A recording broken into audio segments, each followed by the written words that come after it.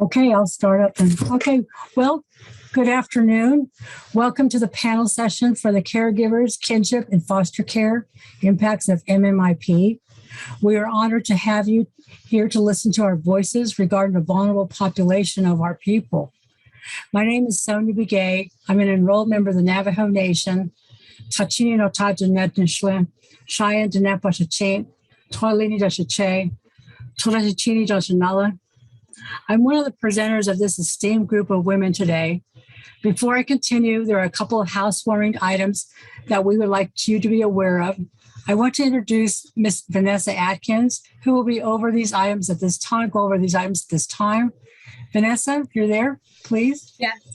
Hi, everyone. As Sonia said, my name is Vanessa Atkins. I'm an ANA program specialist and also a citizen of the Chickahominy tribe. So some quick housekeeping items before our presenters begin. If you have any questions during our presentation, please submit them in the chat box and I'll be monitoring that and can read them during the Q&A session. Also during the Q&A session, if you have a question, you can raise your Zoom hand at the bottom of your screen or submit it in the chat box. There's also going to be a survey link for this website. Insert into the chat box, and we appreciate capturing your feedback and thoughts on this session, which you can do by taking the survey after the workshop. I'll provide that link just in a second and also at the end of the session. It can also be found on the live agenda of the ACF IPC website, along with this session's presentation handouts.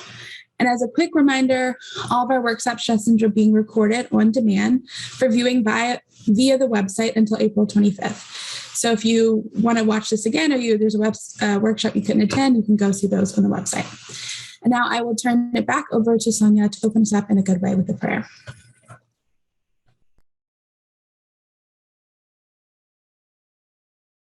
Thank you very much, Vanessa, and thank you for the details of this session. I was asked to do the prayer this afternoon, so I would begin. Thank you. Yate Che, we come together with humility and respect in our hearts this afternoon. All across the world, we are seeing sickness, conflict, and uncertainty to our humanity. Give us the strength, faith, and hope to overcome these problems that we are enduring at these times. We consecrate as our families, our nation, to our Creator. We have endured many hardships due to what is happening in our lives now, and we must continue to stay strong for our faith, prayers, and teachings from our elders. I know you hear our prayers, and they will be answered. Support and lay your hands on everyone that is in attendance today, especially for the speakers who will be talking from their hearts. Continue prayers of strength and solace for anyone who has missing loved ones that cannot be found at this time, and to those who have loved ones who have been murdered. Extra prayers for the children who have been left behind due to this horrendous time in their lives. I am humbled that you are hearing my prayers. Good, Sonia. At this time, I'd like to reintroduce Vanessa again. We will be doing some pre-session poll questions. So Vanessa, take it away. Yeah, so hopefully now a poll should be launched on your screen, and we have some questions for you before we begin. So our first question is, are you a caregiver or were you raised by a caregiver? Have you been impacted by homicide or have a person who is missing at this time? And our last question, do you know where you can obtain assistance and or resources for kinship care?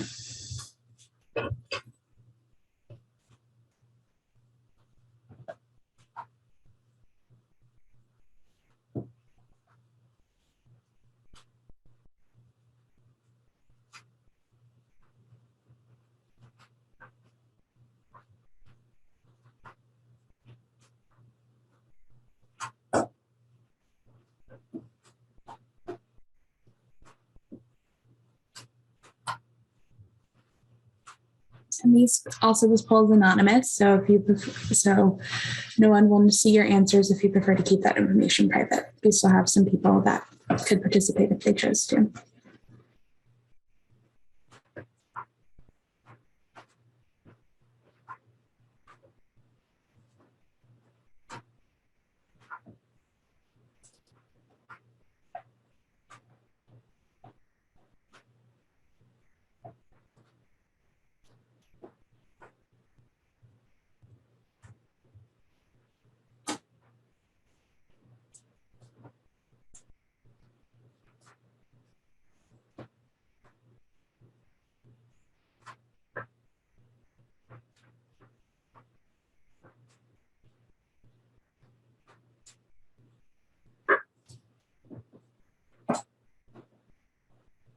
Looks like we have about 3/4 of everyone who's answered the poll. Feel free to continue answering, but I will go ahead and turn it back over to Sonia when she's ready. Okay, I appreciate it. Thank you so much for participating in our poll. It does look like the majority of us basically have been exposed or basically have not been raised by a caregiver or actually is a caregiver. So this is good. So appreciate it. Thank you very much. To start off, basically today I've been asked to speak also in regards to this particular session. One of the things that I wanted to mention is that I am a mother of a murdered child. Even though I work at ANA, it's just very dear to my heart on things of nature to progress forward and to make sure that we do not forget our people that have been gone and the people that have been missing.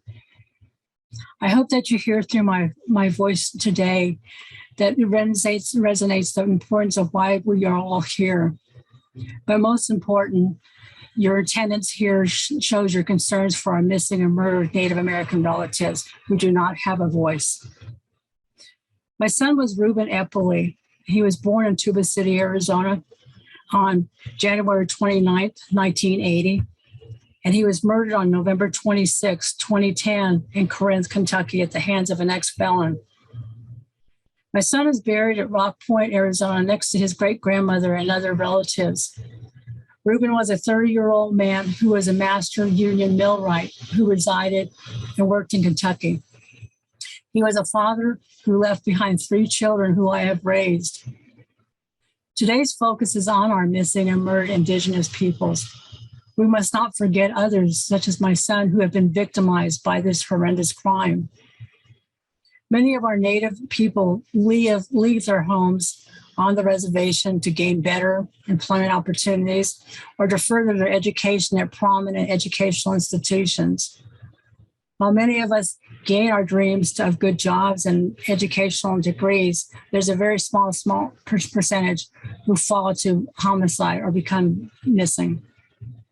An unspeakable category to be placed in, it is not just the victim of the crime that suffers, but the loved ones that are left behind that are just as vulnerable. It's taken me about 10 years to talk about my son and to advocate for other families who are going through the same thing. Being a mother of a murdered child puts your life in another category that separates you from other families.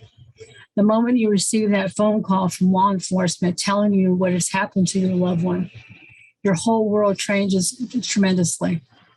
Then your next responsibility is to identify your child's lifeless body. It should not be the way you want to remember your child for the last time. This is permanently etched in my mind to this day. We become alienated from family and friends. We suffer unbearable pain, anger, and sorrow with no remorse for assistance from outside resources. But most importantly, if there are children left behind, many factors need to be accounted for. The needs of children of the victims suffer silently, and they are left with the emptiness. As the primary caregivers, we are immediately placed in a position to look out for the needs of the children, not just the materialistic needs, but the essence of themselves. We as caregivers need to put our pain, suffering, and sorrow on the back burner and wrap every ounce of sanity around these children. Besides the anguish we endure, we must take attention to each individual child, their behaviors, their emotions, their needs, and also the things that we can't physically see. Please remember that there are thousands of families going through these feelings. But I'm left with seeing the greatness of Reuben's children and what they are doing now. And know that their father cannot be here to see their momentous events in their lives, present and future. It is of great importance of supporting our families who are affected by homicide or families who are continually searching for their loved ones who are missing. There's a great need to assist family members. While many of you celebrate holidays and birthdays and other days of festivities, these children try to get through the day or maybe just get through their emotions to further endure on their daily life. Please remember that there are thousands of families going through this day of sadness, or as I call them, trigger days. A day that should bring joy and happiness that brings on sadness and sorrow for children who have been affected by homicide or those who are still missing. Though our lives will never be the same, I am glad that meetings such as this put forward efforts to support our people who are like myself and my children. The pain and anguish that we endure as families of the missing or murdered is something I would never wish on anyone. I would like to thank you from myself, Reuben's children, Damien, Leah, Kaylee, for this opportunity to hear our words. Speak of the ones who have gone on. Speak of the ones who we cannot find. They continue to be out there and they can hear us. And we hope in our own ways that they will continue to be part of our lives and our families during this time. In Reuben's memory and other missing and murdered victims within Indian country. Again, thank you. At this time, we're having a little bit of technical problems. Kaylee cannot hear us. So I think we're going to have to skip over and we'll go to Mariah. I'll get Kaylee situated in a second, but I would like to have Mariah come along. She is a foster family agency social worker for Tribal Oak Tree, and we'll be talking about the Indian Child Welfare Act, or ECWA. Mariah? Hello, Sonia. Thank you. I'm going to go ahead and share my screen unless Maria, you'd like to. All right, I'll go ahead.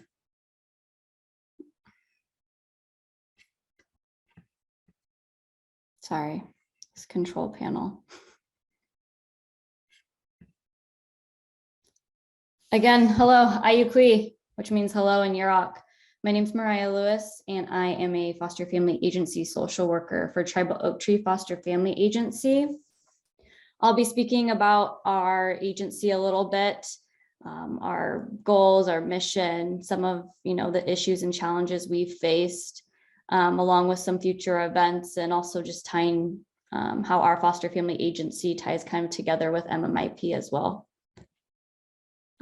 So a little bit about our history. Our name is Ilano Babachaman, which means caring for children in Padam, but we do business as Tribal Oak Tree Foster Family Agency. And we were created to address the issue of Native children being in foster care, but not placed in Native foster homes. And this is in part due to the insufficient number of Native foster homes, which is an area that we help out with as well during the resource parent process. Some of our goals and our mission, obviously we want to support the health, safety, and spiritual strength of American Indian and Alaska Native youth. We support families and tribes by providing those social services and programs to meet the growing needs of the Native American communities. We seek out American Indian and Alaska Native families, tribal ties, or individuals with strong relationships and contacts to surrounding tribes to support current Native foster youth. And then a big one, which is something that is close to my heart, is ensuring that the county compliance is in compliance with the Indian Child Welfare Act, and I will be saying that as ICWA moving forward. So some of the challenges with our agency being a licensed foster family agency, California differs from many states, and it also differs by each county. And we have 52 counties within California, which is a lot. So as a licensed foster family agency, we can establish our own service area. Right now, we service Sacramento, Butte County, Riverside County, and San Diego County. And within those, we may need to require another license by the county or by the state, which can be extremely challenging and time consuming and costly on top of that. But a big thing that our agency does is that we provide those cultural accommodations, right? I'll say it once and I'll say it again, culture is a protective factor.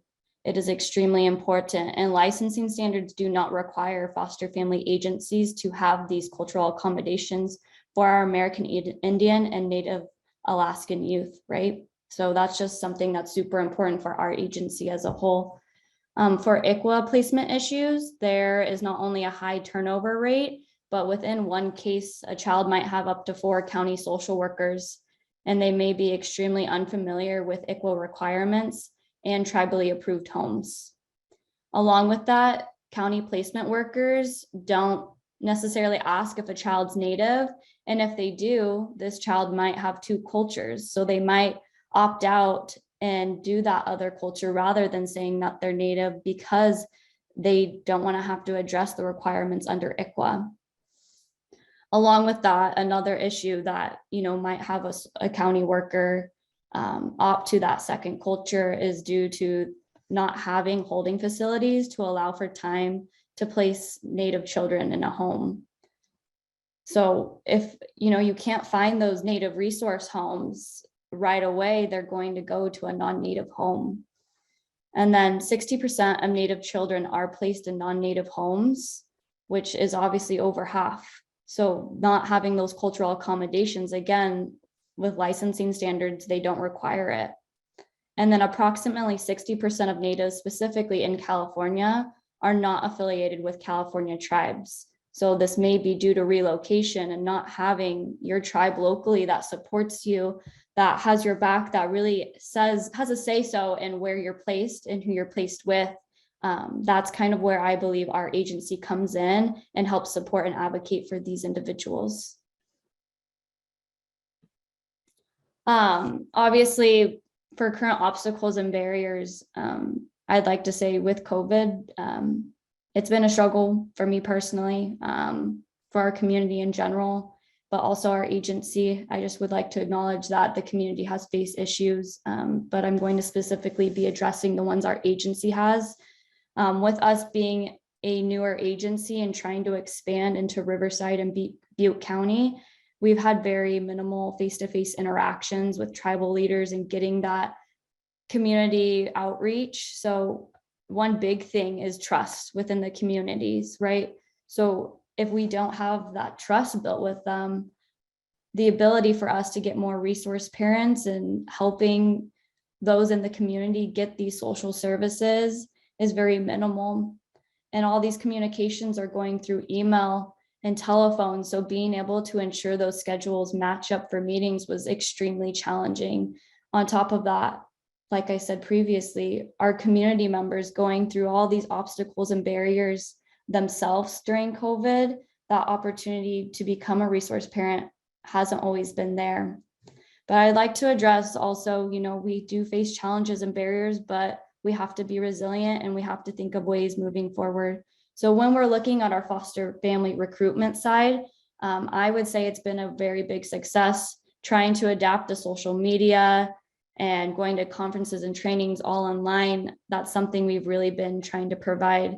Our recruiters that we have recently hired on have been amazing. I cannot thank them both enough. They've been able to provide us with upcoming events and gatherings and providing people with our information of our agency. We generate monthly flyers, we post online, we go, and this coming year, we're hoping to put on our first annual Native foster parent recruitment powwow, and that be the focus of Native foster youth in California. And I truly think we can make this powwow happen. I think it would be something extremely beneficial. And then also recently, we've been finding local communities for those Native youth and families that are part of those outside tribes. So one in particular for San Diego County, we found the San Diego Cherokee community. And I think it's honestly been a huge asset because obviously Oklahoma to California is a very big difference. So having that culture, having that support, feeling like you're a part of something here in California is something that we greatly, see a need for our foster youth, and something that's been extremely beneficial for us as an agency.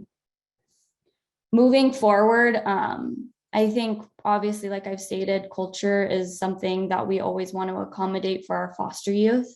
In an effort to address the statewide need for Native foster parents and foster youth, Tribal Oak Tree is developing a training module where Native students in Southern and Northern California will be recruited as interns to work in our agency thereby becoming not only familiar with the issues on non-ICWA compliance, but also attracting them to become involved as social workers in ensuring Native children have cultural accommodations. So we are speaking with pretty much every possible college around us and those Native American programs within those colleges in order to have our overall goal be to increase Native social workers and creating Native therapists for Native foster youth to ensure these youths can connect to their culture throughout the time of care. Why this is, some people may not think, oh, culture and ICWA together, it might not be as big of a deal to people who are not in this community or don't realize it. But as I stated before, that can be a sense of hope that provides that spirituality within us. I know that within times of hardship, it's helped me tremendously, and having that support and having that community, feeling like I belonged, it helped me through really hard times. And that's what we want to be able to provide for our foster youth. As long as we can get these resources and hope that within this coming year and these coming years that we can provide this goal and help our foster youth and be able to get these Native social workers and Native therapists. So moving forward, I know I probably taken up already a whole bunch of time. I could speak about this probably for a good hour, but we do have a future event coming up this Friday. We're hosting a Zoom event and we're talking more about our agency. We're giving out raffle prizes. I can put my email if any of you would be interested to use us as a resource, get to know about us more, putting a face to our name, right? That's really what we're trying to do. And we'll open up for Q&A and provide as much information as we can, but kind of tying this all together. These past couple sessions, talking about mmip it's hard. And I think about the foster youth I work with, how they may have been affected by this and how they could be affected by this. And, our agency just hopes that we're able to provide as many resources. We're able to help any way we can to prevent this cycle of violence and trauma within our communities. Again, I would like to leave you with a saying that I always have. It's Chekwaksa, Jajekani, Litni, Halamani, which means bless the little children here and everywhere. So thank you for your time. And I hope that you see us as a resource and you learned a little bit about our agency. Thank you. Thank you so much, Mariah. That was wonderful. Okay, well, moving along, I'm going to switch chairs, but Kaylee Epley was having a technical problem, so I will switch chairs and she will come in here. So I want to introduce my granddaughter, Kaylee Epley, and she will speak from her heart of what was like for her to be raised by a caregiver, but also to be a victim mainly from homicide. So let me get her over here. All right, here's Kaylee.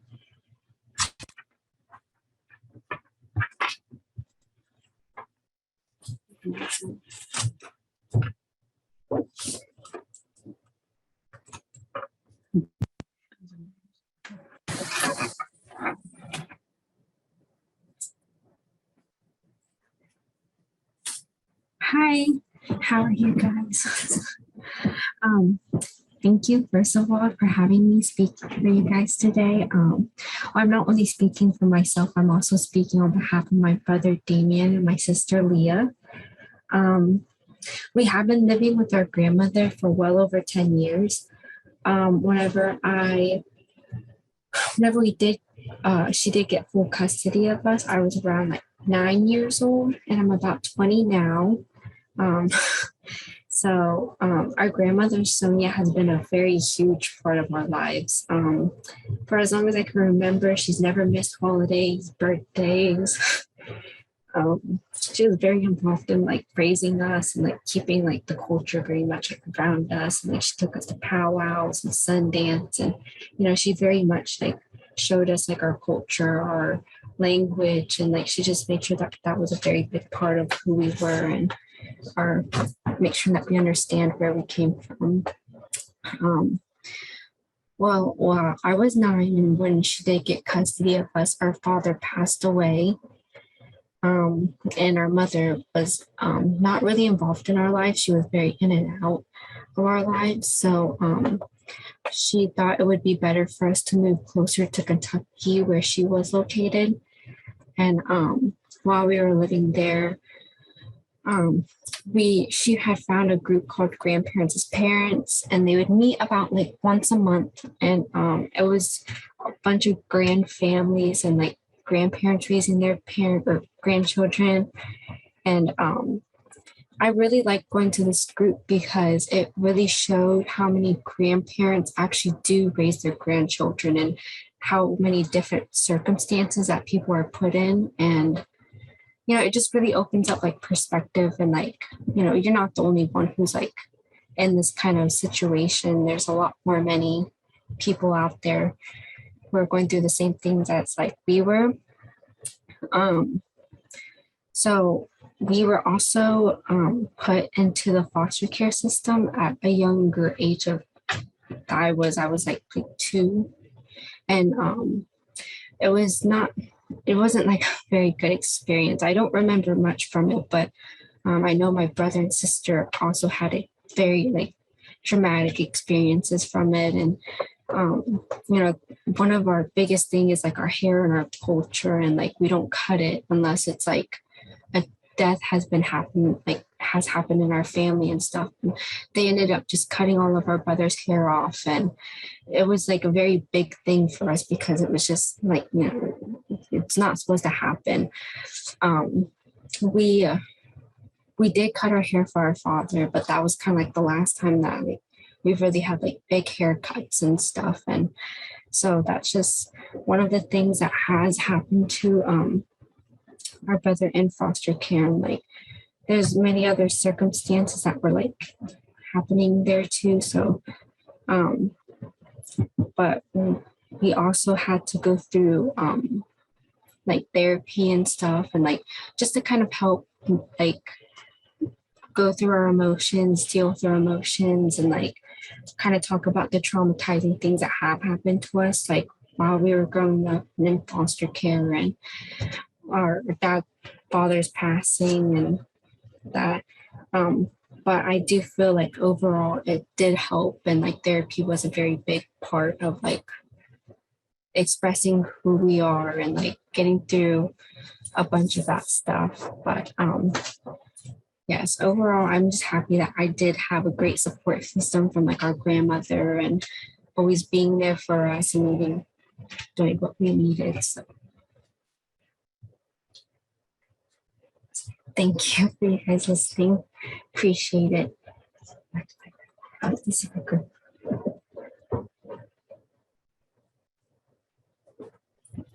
Well, thank you, Kaylee. Thank you very much for your words, and thank you for thinking, oh, we have some hope out there. But I appreciate these just a small gesture of her coming to talk to you guys. It takes a lot. She doesn't normally talk as much about these things, but this is a good thing. So, but moving on, and we just only have an hour, and this is such a big part of conversation that I think needs to be done either maybe a little bit longer. But anyway, but what I would like to do is present and also introduce a dear friend of mine, Cynthia LeCount. She's a director of the Administration for Community Living, or ACL, for the Office of American Indians, Alaska Natives, and Native Hawaiians program. So with that said, I know she has a lot to say. I will let you introduce further, Cynthia. Thank you very much. Thank you so much, Sonia, and thank you, Kaylee. I kind of don't have to do a presentation after both of you because you have demonstrated exactly what our Title VI program is all about. So thank you so much. I've got some formal slides, but if you've ever seen me present, I sort of read between the lines. I have the best job in the federal government.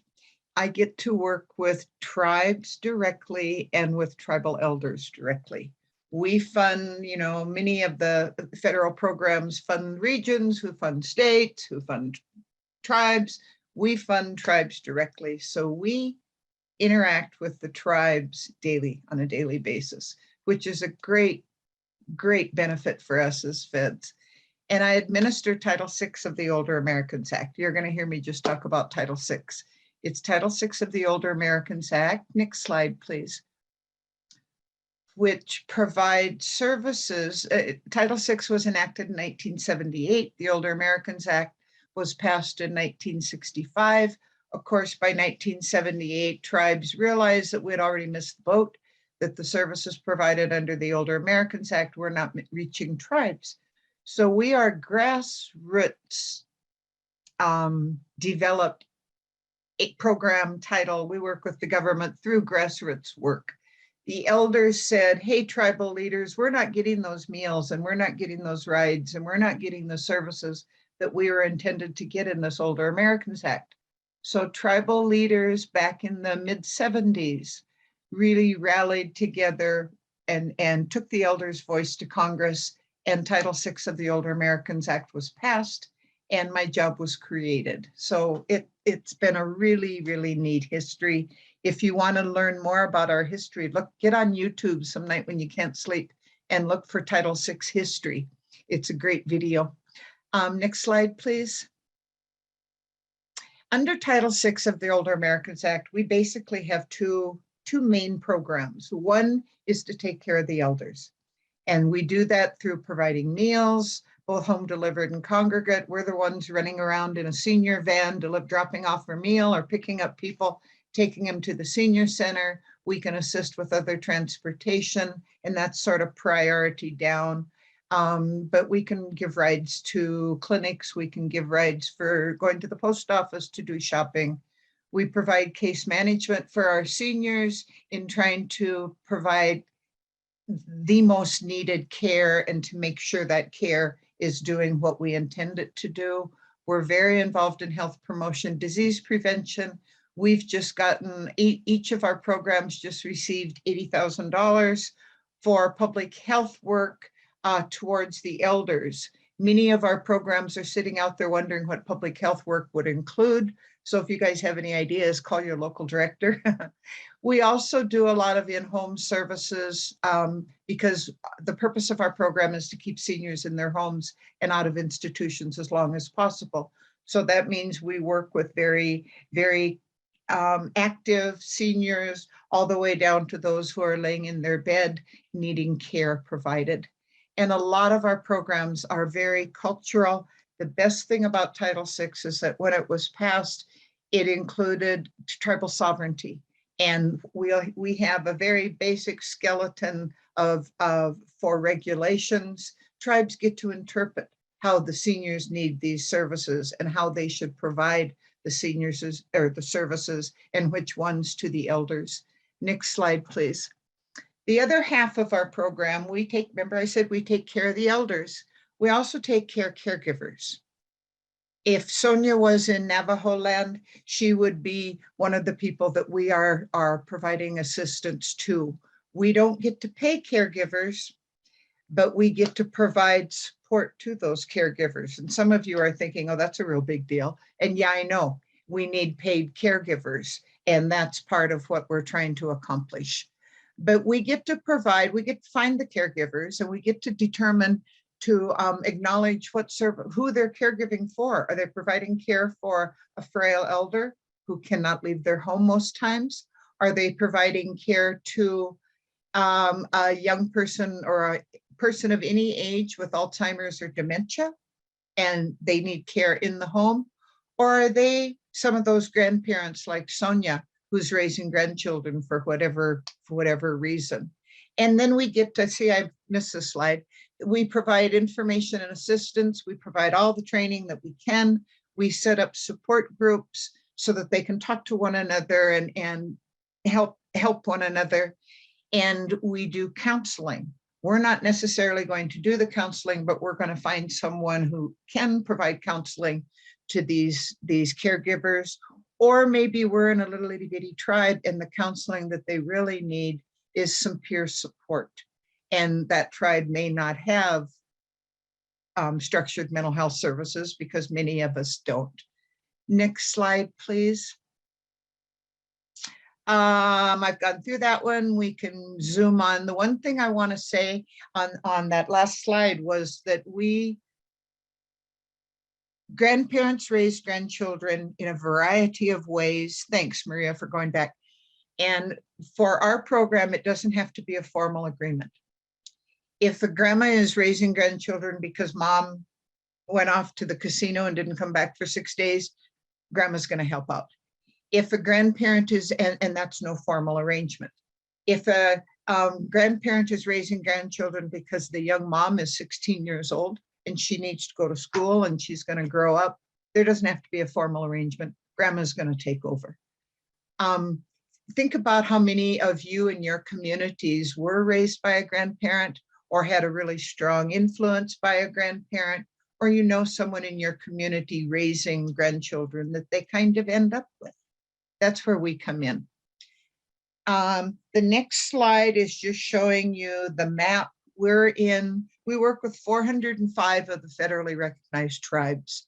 So we're sort of everywhere. We may not have all the tribes in a state, but our program is sort of everywhere, and you'll recognize that the states that are vacant don't usually have tribes. Florida's different. They decided they didn't want Title VI a few years back, but they're applying in our next round. So our program is sort of everywhere. If you see a senior meals program or a senior van providing transportation, that's kind of us. The next slide is going to tell us, oh, that's just awards. That's just the money part. And that's just to show you how little money we get in these programs. You're most interested in looking at the Part C award, because that Part C award is our caregiver money. So if you have a tribe like, and I don't know if my daughter Nina Ackley is on from Mole Lake, Wisconsin, but Mole Lake's a small tribe in Wisconsin. They have between 50 and 100 seniors. They're only going to get $17,000 from us for this caregiver program. And if you're the Navajo and the Cherokees of the world, or I guess it's just Cherokee, Navajo's in the category 7, but the most money we're able to give is $72,000. We definitely are looking for other funds. We definitely are referring our programs to go to those kinship care programs in states, or to go to any other services that are provided, especially if we can pay our caregivers. So dollars are little, but oh my word, the impact of these programs. Next slide, or is this where I get to fill in the blanks? Okay, what's the role of tribal elders in missing and murdered Indigenous people? Sonia and her granddaughter gave you this perfect list, but something I want you to think about as grandparents are raising grandchildren, and all of a sudden our grandkids are moving in, and this hasn't been planned. Has the world changed since we've raised our own children? Absolutely. I'm a 70-year-old mother and grandmother. It's changed a whole bunch. Technology, the kids run around more than they used to. You know, we're the ones that when that street light came on, you better be home, and you can go play, but you got to check in. You know, we kept track of our kids. We don't do that so much now. We're not able to do that. What do children worry about in 2022? There's all kinds of things for kids to worry about. There's a war going on. There's drugs. There's missing and murdered. There's schoolwork. They worry about a whole lot of things. And those same issues are facing our Native children, plus more. Who do they turn to support? Do they have grandparents? Do they have older caregivers? Do they go talk to mom and dad? Do they talk to their peers? Who's going to be there for these kids when they need help? And is there support for these kids? You know, one of the advantages of not being the first presenter, thank you, Mariah, for doing that, is that you get to kind of rethink what you were going to talk about and target it more. And I guess the question I have, the biggest question I have is, when we're talking missing and murdered Indigenous people, why not involve elders in the conversation? Why not use that cultural component that Mariah talked about too? Absolutely, culture is a protective factor. Culture is so important.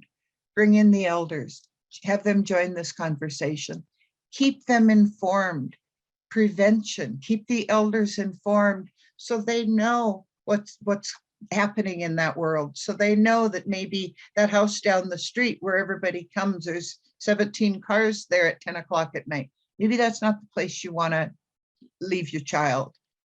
They need to be involved in these conversations. We also talked about, let's see, culture of voice. You know, use the elders as your voice in these programs. I know every single one of us had the same impact when Sonia was talking. Sonia, thank you for your words, and you set the stage perfectly. Imagine if there was 573 Sonias going to talk to Congress about the young missing and murdered people in their reservation. Imagine the impact that would have. One of my dreams is to have a National Indian Elders Conference in Washington, D.C., so those elders can walk the halls of Congress and make an impact.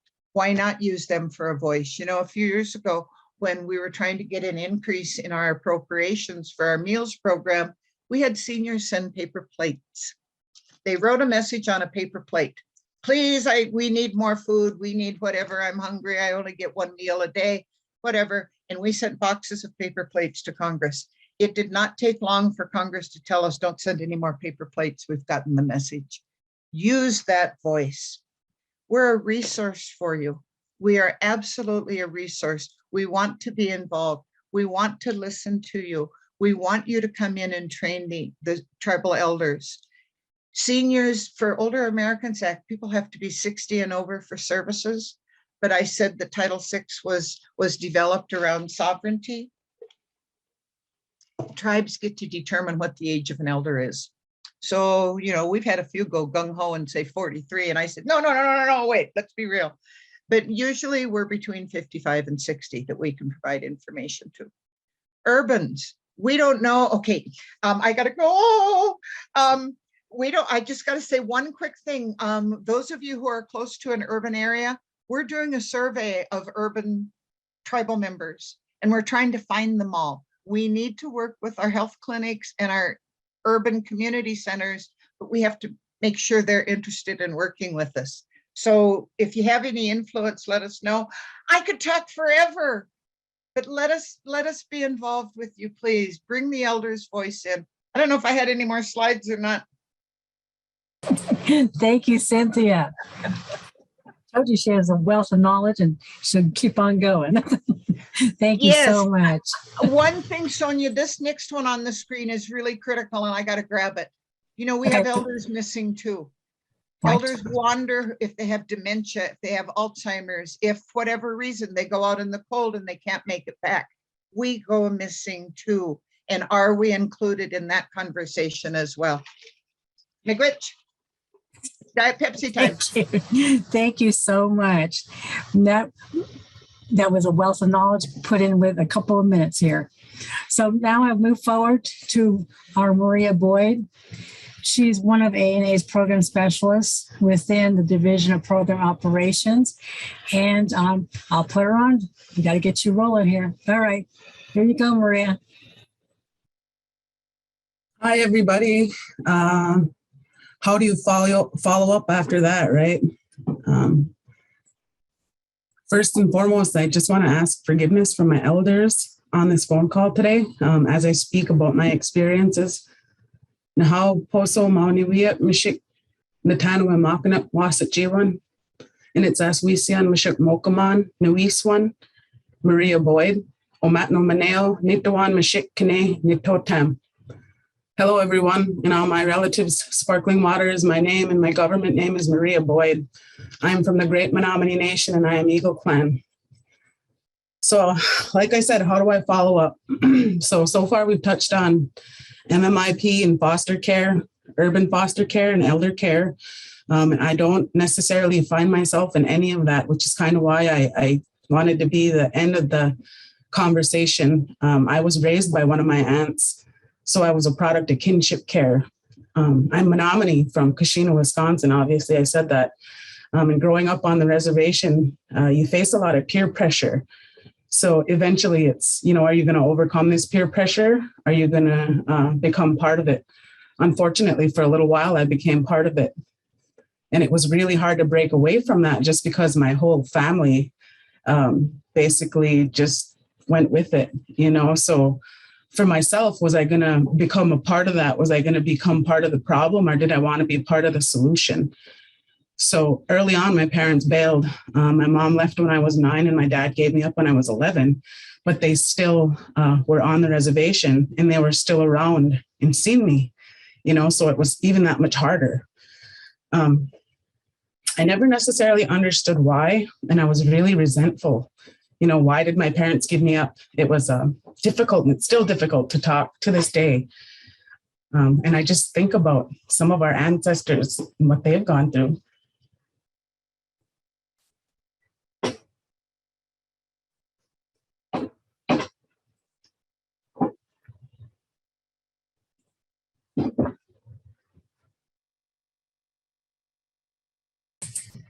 Did we lose Maria? No, goodness. I'm still here. Just give me a second. Okay. I'll give you as much time as you need. So, as I stated, I never understood why. I was really resentful. And I hurt consistently because I never understood how somebody could do that to their child. To this day, I don't have children. I'm 37, and I don't know if I'll ever have children because I'm not sure my children will have grandparents.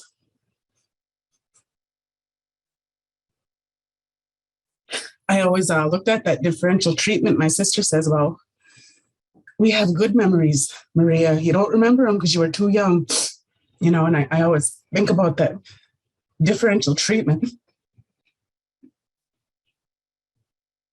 And it really plays into who I am today.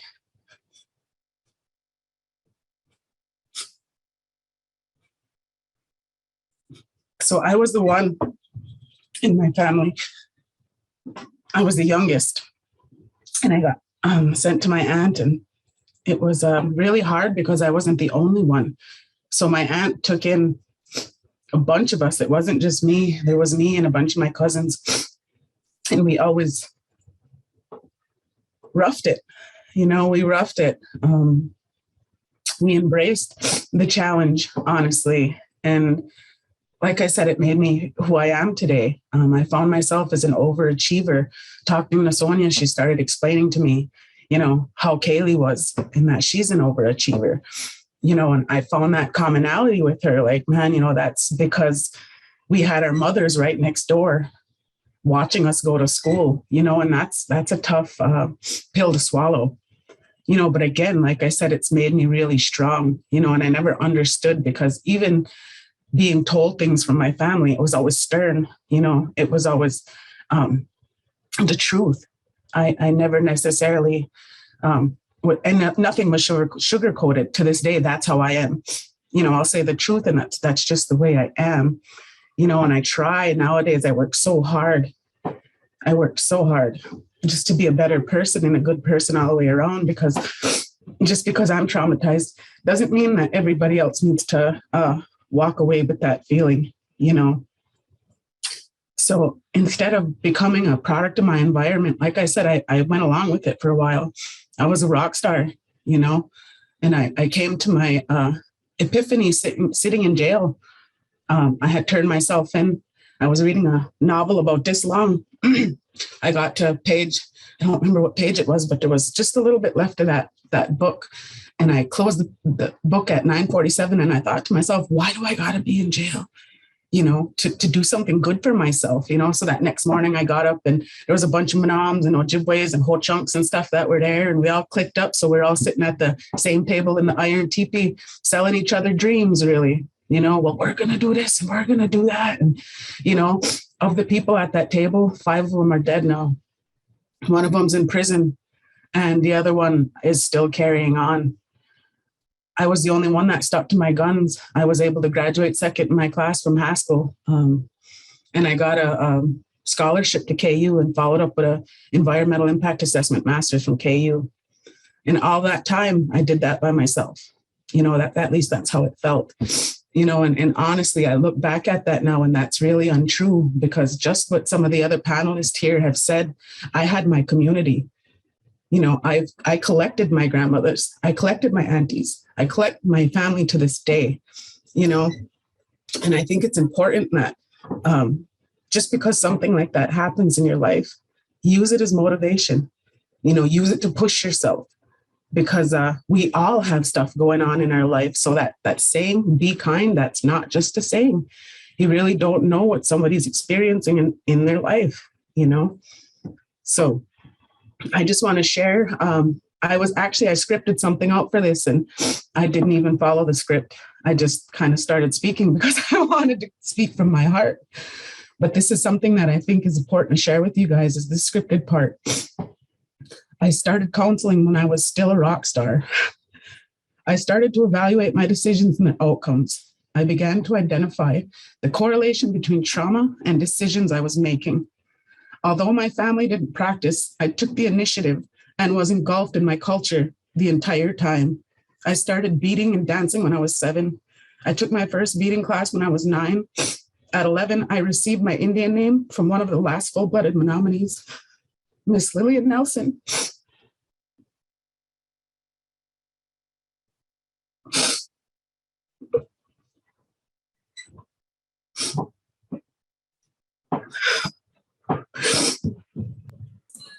At the age of 12, I became junior high princess. I started singing with the drum Wind Eagle. They're actually presenting tomorrow at 5:30. They're opening the veteran session, FYI. And at the age of 17, I started drinking and managed to integrate tradition into that to do 49, right? And all of this was acceptable, encouraged, because everyone else was doing it. I eventually talked with my oldest brother and expressed how scared I was to leave the res. His insight still sticks with me to this day. So this was his quote he gave to me. I was talking to him and I was telling him, man, I was scared to leave. And he said, you know what, sister? He said, go. He said, nothing changes around here. You're going to go and come back. You're going to see the same person sitting on the same bar stool at the same bar, drinking the same beer, singing the same sad story. And ever since he told me that, I've never looked back.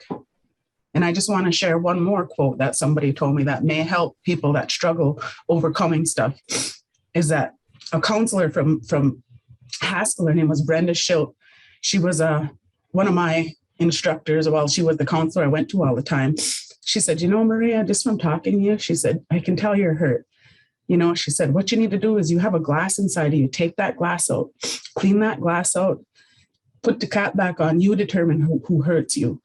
That also changed my life, so just to echo what Mariah and Cynthia and Kaylee and Sonia have been all saying, culture is what saved me. If I didn't have my culture, I don't know where I'd be, beating, singing, dancing, taking it upon myself. Like I said, none of my family practices. In fact, our grandmas were taught not to teach us. I remember waking up one time to my grandparents speaking Menominee because I was sleeping on a couch. And as soon as I got up, they switched right to English. So that's just one of my memories, but that's just the trauma that we all have faced. I think it's important to try to overcome that. As horrible as some of the things are that we've faced, some of my best practices I just want to share because, like I said, I'm not really, it's hard for me to talk about this stuff, and I didn't want to focus on the negative, but I think it's important that you realize some of the feelings that people like me go through. Like I honestly felt like I never had anybody. So, oh goodness, did I mess it up? I thank you so much, Maria. This is Sonia. I had to go get a tissue. I'm sorry. Oh, I'm sorry. I hope everybody's not bawling. But here's some of my best practices. So I think it's important just to kind of go over this because pray, practice your traditions, believe in yourself. Because if you don't believe in yourself, how is anybody else going to believe in you? eliminate toxicity in your life, even if their blood, just because their blood doesn't mean you have to endure toxicity. I've had to do that. It's really sad, but I think that cleaning out that jar quote is applicable here. Create your own happiness, find something, master the art. That's where my beadwork came in, and I'm still beading. So I really enjoy that. Embrace honesty and truth, because it's easier just, getting to the point instead of sugarcoating everything. And if you have a disagreement, agree to disagree. So my aunt that raised me, I put this on here because we were arguing one time, and she didn't say it as nice as I put it on here, but she said, get over it, and I was real hurt. I was like, oh, why would she say that to me? I was only, 12, 13 years old, 14 years old. I was really hurt, but now it's easy for me to move past things. I don't hang on to things. So I'm going to get off my soapbox now. I really appreciate you all for listening. Feel free to reach out if you need anything from me. Have a good day, everybody. Thank you so much, Maria. Thank you, Mariah, Cynthia, Kaylee. We have a very small point for questions. If anyone has any questions, you can put them in the chat box. And Vanessa, if you're still there, I can hand that section to you. But we're very close to the very end here. So if there's questions you would like, we'll be willing to take them just for this.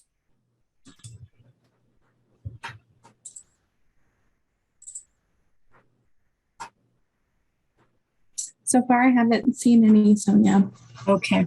Well, with that being said, and I hate to cut this. I wish this session was a little bit, we had another half hour or so. Oh, we have one coming through. Okay. Hold on. One question. Go ahead. Someone wanted to ask Mariah, how did you overcome the challenge of finding native foster homes? Well, to be honest, it's obviously still been a challenge with COVID. People are still healing with everything that affects our community. We continue to heal. But I think what our big thing is, I was one of the only people working at our agency, and I was trying to cover San Diego. I was trying to cover Riverside. I was trying to do all of that. But since we've been able to hire on more people from resources, we seek out people. Our recruiter now, she's from the Torres Martinez tribe in Riverside. So she's super connected. That's how we've gotten a lot of our resource parents recently, is just, it's always like, who do you know? If you know someone, you start talking to them. Building those connections though, too, I think has been really big. So talking to tribal leaders, speaking to people. I've been going to farmers markets, and I never thought I'd meet someone native at a farmer's market, but I was like, we're like, oh, hey, literally ended up knowing my cousin. So again, about who you know and just putting yourself out there. I'm pretty comfortable with talking to anyone. So I think that I just kind of start talking to people, letting them know, and it's about really someone knowing each other. And that's how we've gotten a lot of our resource parents. So thank you for asking. We have one more question, and it says from Helen, are there concrete solutions proven to reduce MMIP?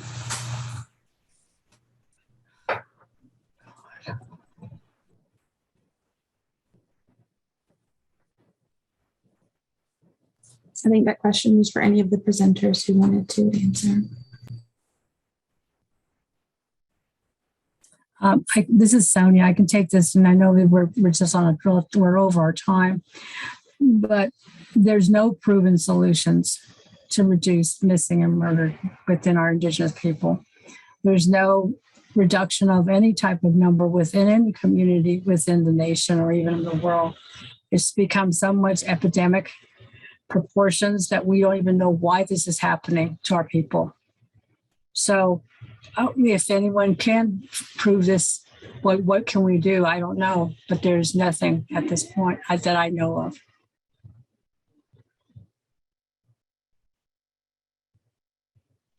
This is Cynthia. I've been in Billings, Montana for about the last 9 months. I was caring for my father, and I'm still here. But any day of the week, I can go out on the interstate, and I'm still going to see young Indian people hitchhiking back and forth. I can pick up the newspaper any day, or I can turn on the news, and I'm going to hear about young people on one of the reservations in Montana missing. it's still everywhere.